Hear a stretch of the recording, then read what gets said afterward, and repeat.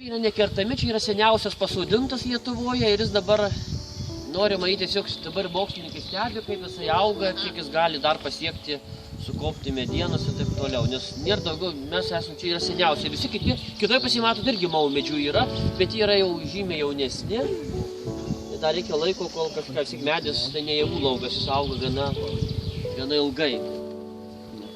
Tai va, dabar galima eiti tada į vidų. Į vidų.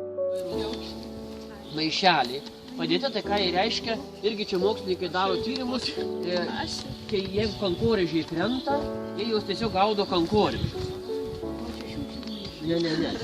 O dėl to tiesiog žiūrėti, ar dar tie produktyvūs, reiškia, ar dar sėklas augina, ar dar turi sėklas. Nes jeigu nukris kankorėžius ant žemės ir jų surinks, tai paprastai nelabai, kas lieka ant žemės nukritusius kankorėžius, greitai pelės įvairios arba kiti įvairūs graužikai sėklas išrankioja ir paprastai jau sėklų nelabai randa. O va čia galima dar pastebėti, vis tiek čia tada pelės nebepasiekia jų, jie ateina susirenka ir tada tikrai kiek ten jų augina, tiek ir jie suskaičiuoja, kiek ten dar tų sėklų ar augina ar neaugina, net jau čia yra jie gana seni.